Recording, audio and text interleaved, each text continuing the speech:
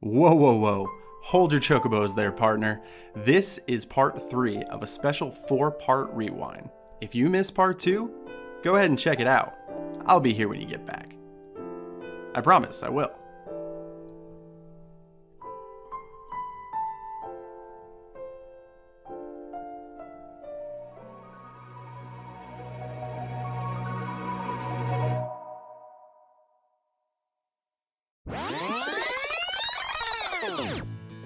All right, welcome back. We are now to our Elite 8. Only 8 games remaining in our Final Fantasy Sweet 16 March Madness tournament.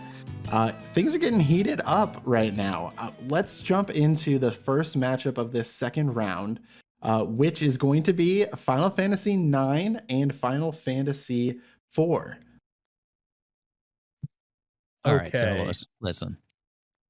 All right, listen. This is a tough one. Because I personally like Final Fantasy IV better than 9.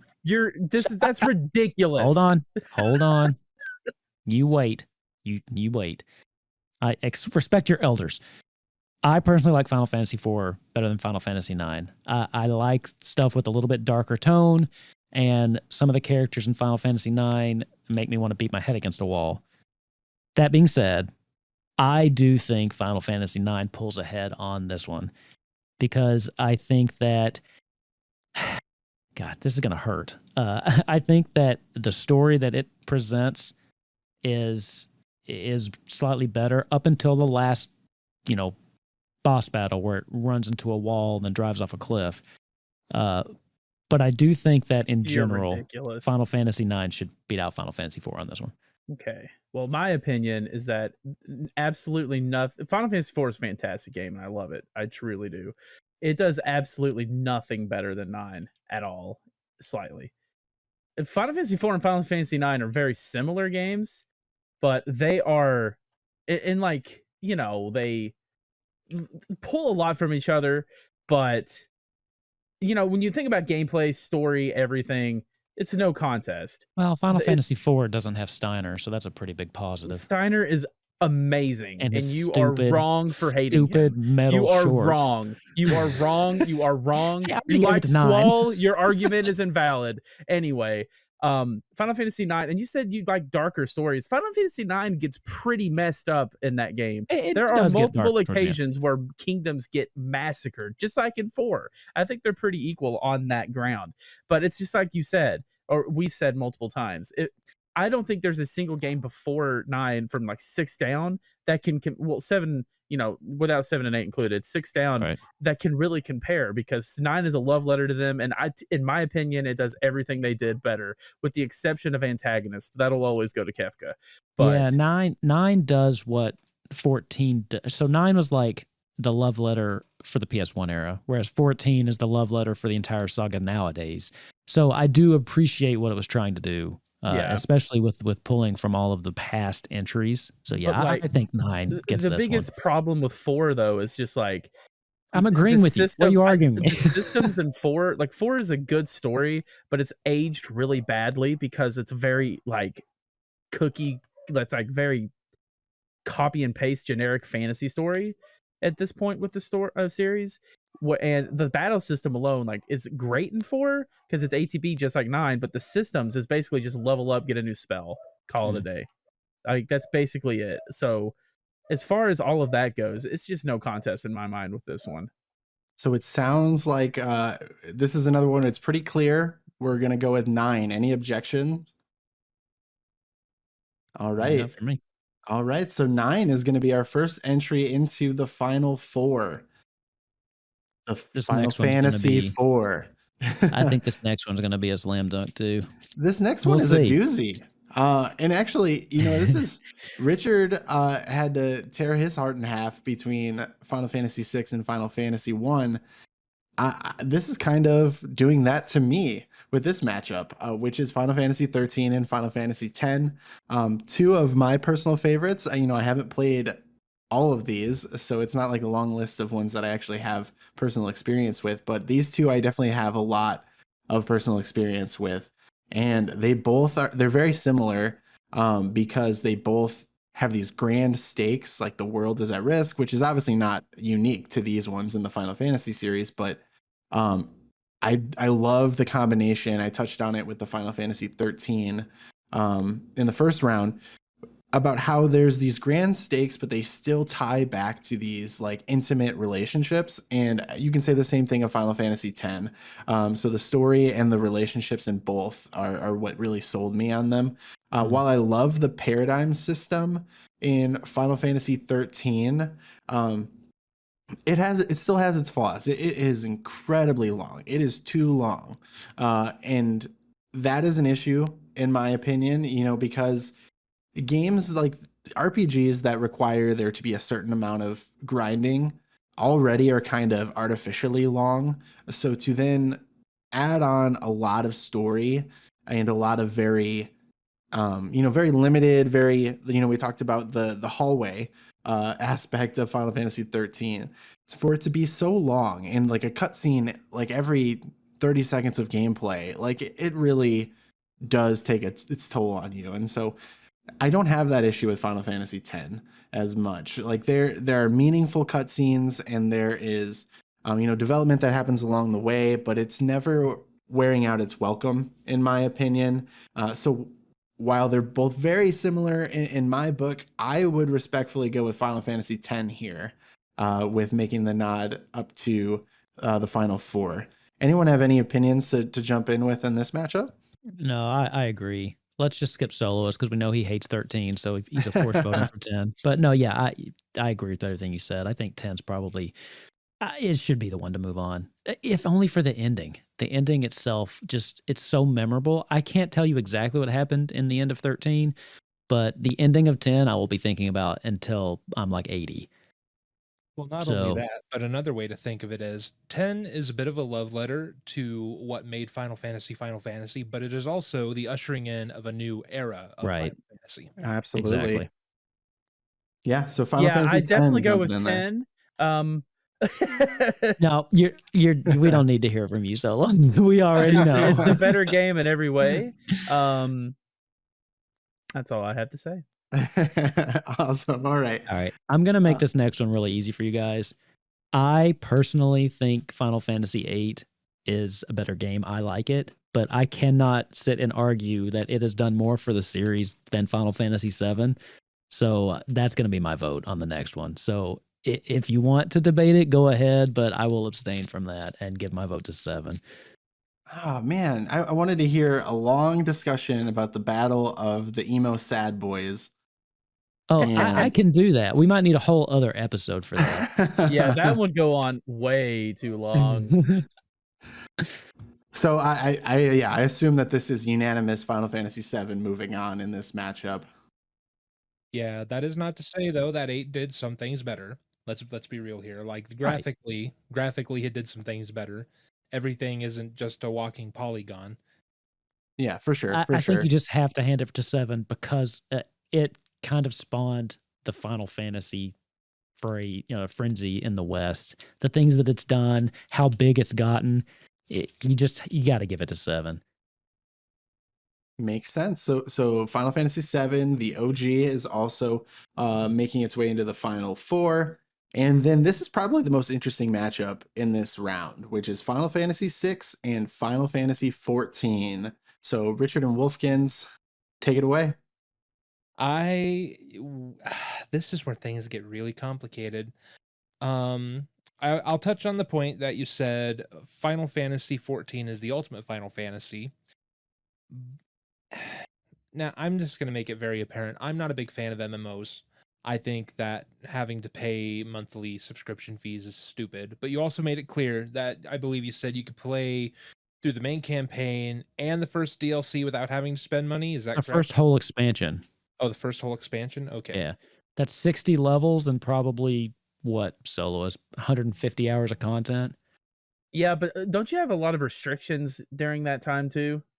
Stuff with the market board, but not anything that's going to really put you back. I don't even use the market board at max level.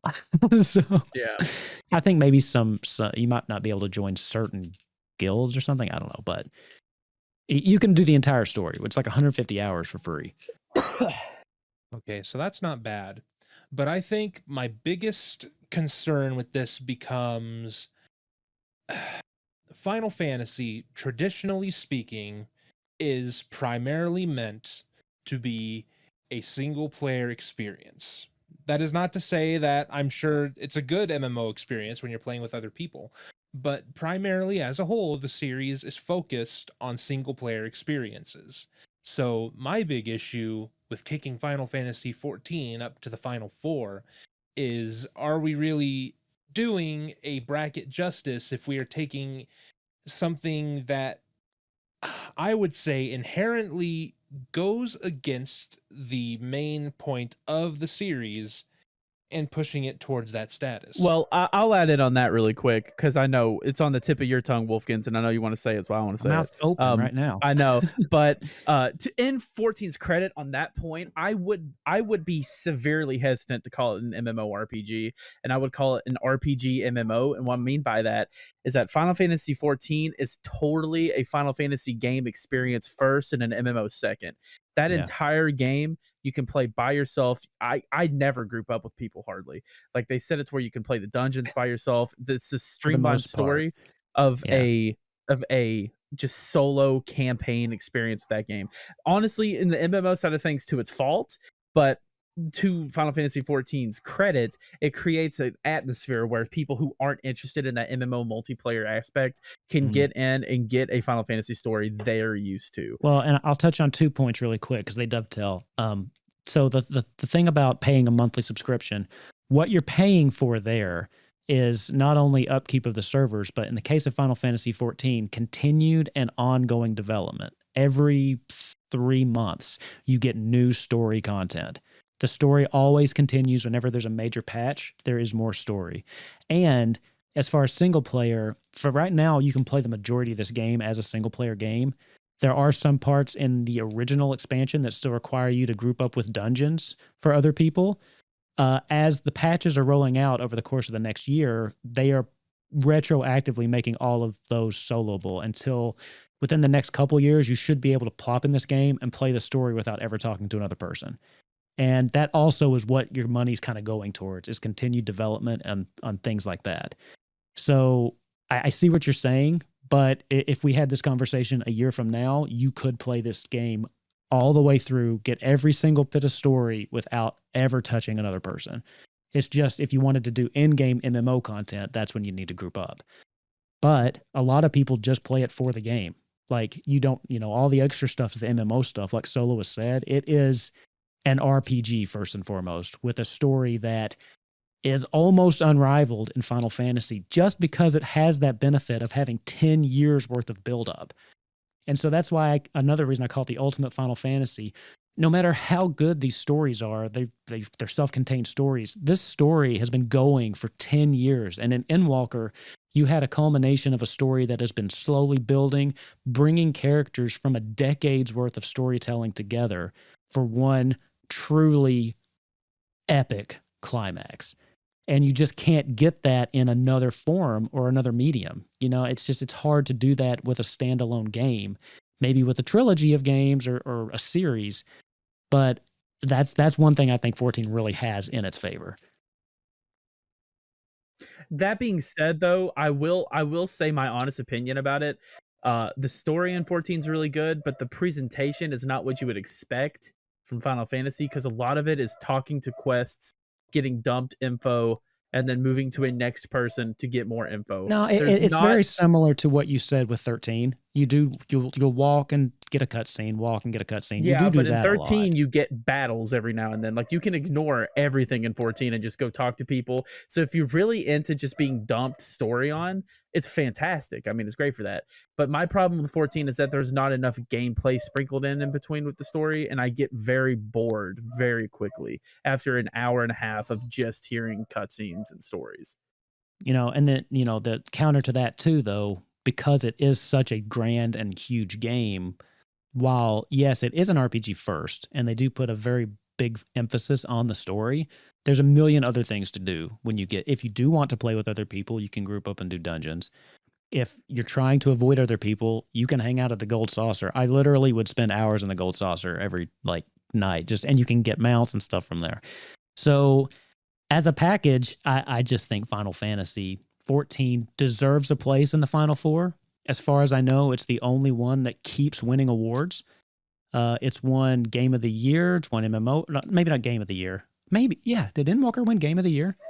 No, it not consistently at the Game Awards wins. Anyway, it consistently wins best ongoing MMO.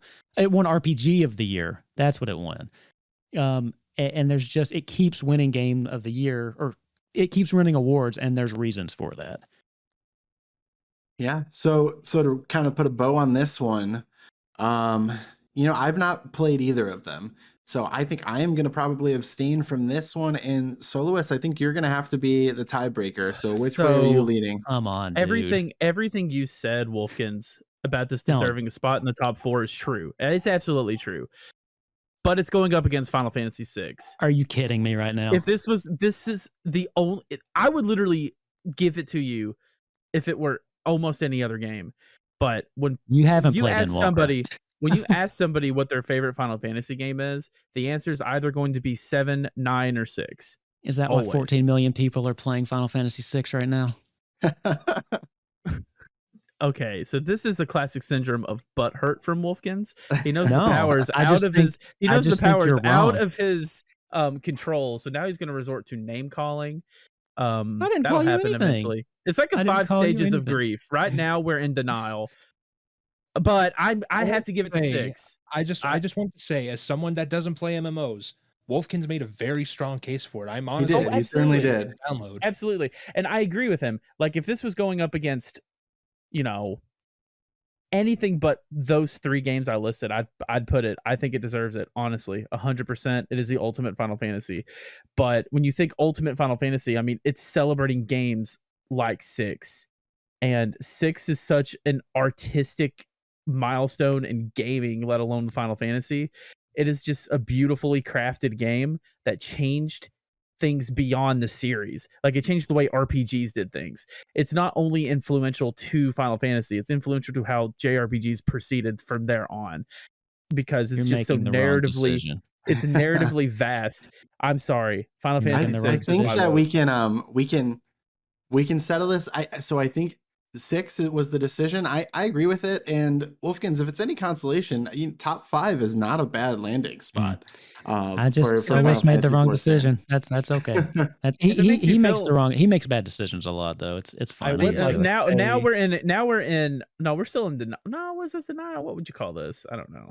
I would like to say real quick, I think this is the first real honest to God true upset we've had so far. I think so.